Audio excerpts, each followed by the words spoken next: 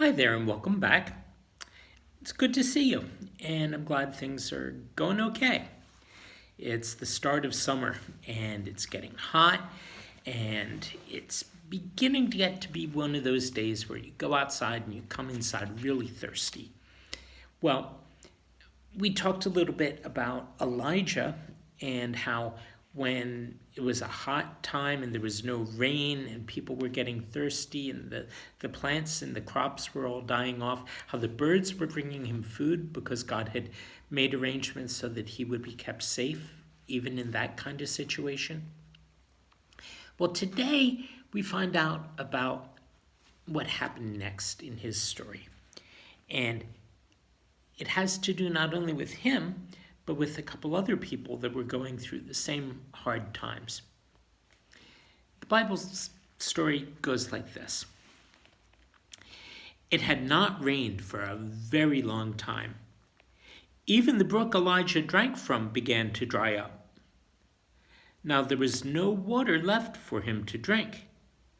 But Elijah didn't worry. He knew that everything would be okay. God continued to watch over Elijah. God told him, "You'll go to a small town, and when you get there, you'll find a woman at the city gate, and the woman will give you food to eat." And here's a picture of what happened next. There's a gate into the city. They used to have big walls around the cities, and you'd need to go through a gate to get inside. And here's this woman waiting at the gate. At the gate of the town, there was a woman. Elijah asked her for a drink of water. He also asked for some bread to eat. The woman said, "I don't have any bread. I only have a little flour and a little bit of oil." I mean, that was pretty interesting. He's saying, "I know there's no food. That's why I'm here. Could you please give me some food?" And she said, "No, I don't have any." Well, Elijah had believed God's words. He knew that God would take care of them. And so Elijah told her, "Don't be afraid. If you do what I ask, there will be plenty of food." And he told the woman at the gate exactly what to do. He said, "First bake me a small loaf of bread." Not a big loaf, just tiny, like a roll or something. "There will be enough for you to make bread for yourself and for your son. God will take care of us and make sure that there's enough flour and enough oil until it rains." And here they are, baking bread.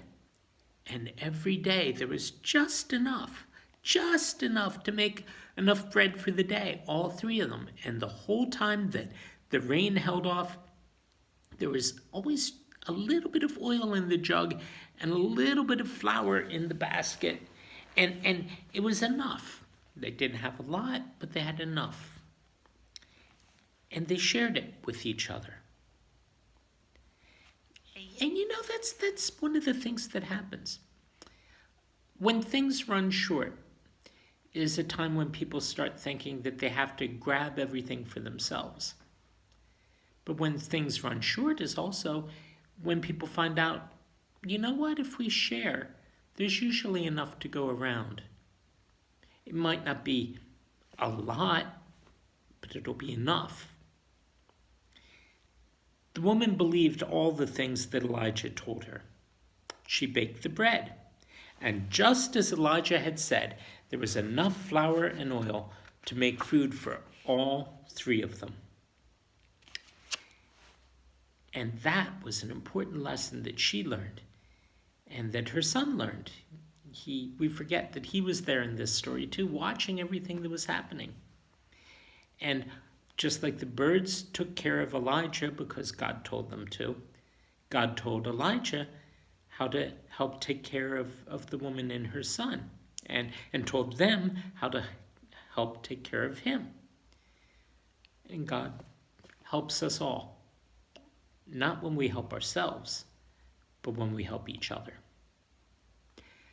And we'll hear more about what happened in that house tomorrow night. Good night.